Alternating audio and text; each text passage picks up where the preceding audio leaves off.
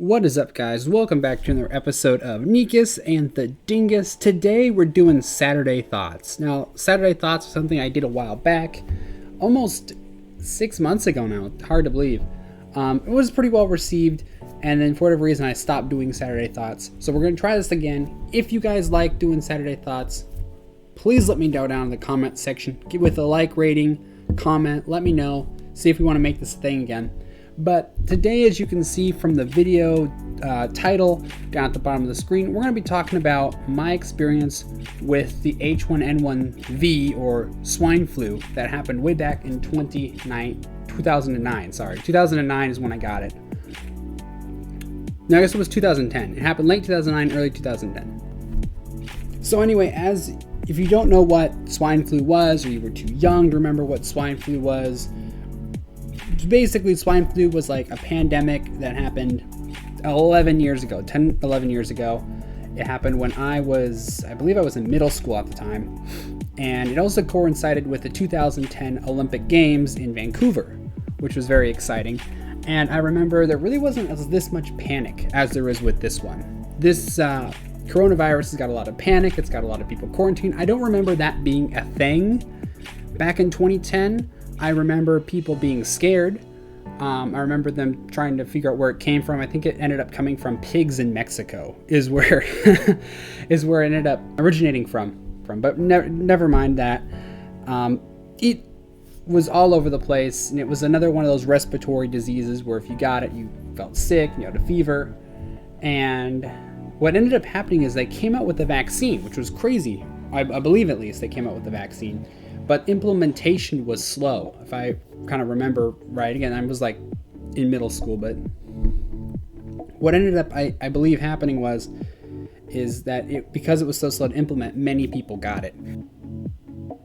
So obviously, coronavirus has killed more people than the swine flu has. Swine flu killed 18,036 people. Coronavirus just passed 20,000 as of recording deaths in total. So obviously, there's a little bit of a difference there, but in general, I remember the overall feeling a lot different. No one went into quarantine.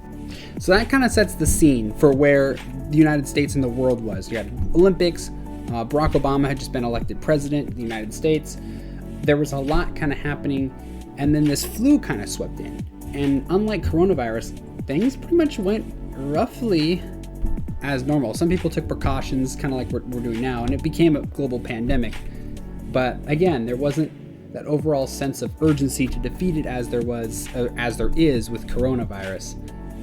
So on to me and how I ended up getting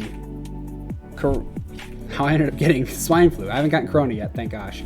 But with swine flu, I remember it came on really sudden. Like the whole thing, it went from like 0 to 60 real quick for me. And I was doing fine. I was actually watching the opening ceremony of the Olympics. This is kind of how I remember these things vividly. I love the Olympics. And I just got sick. I got really, really sick. It came on with a fever. It came on with nausea. It came on with all sorts of the other things, sweating, body aches. And it was rough. It was about a week, I would say. A week of just flat out trying to fight it, taking flu medication. Similarly to what's going on now, that they were saying stay home unless it's really bad, then go to the hospital. It was kind of a similar situation with that, not to the scale it is right now, but it was similar where people were saying if it's really bad, come in, if not, stay at home. I just remember the pain, the body aches. I've mentioned on this channel before how I love sports and I love the Olympics, and I don't remember watching very much of the Olympics for the first week, at least. The second week I was able to watch it, but man, it took a lot out of you. I mean, it was not fun. There were days where I wouldn't leave far away from the toilet, if you get where I'm saying. So for those of you who have the coronavirus, I can kind of relate. Is pretty much what this video is about. I can relate on a how roughly getting sick with a pandemic feels. I can relate to because I really wanted to get a shot, because they had 2 options. They had shots, and they also had like a little nasal spray. For those of you who remember the pandemic, there was a nasal spray you could get. I really wanted this nasal spray because I hate shots, and the doctors were like, we don't have either because we ran out.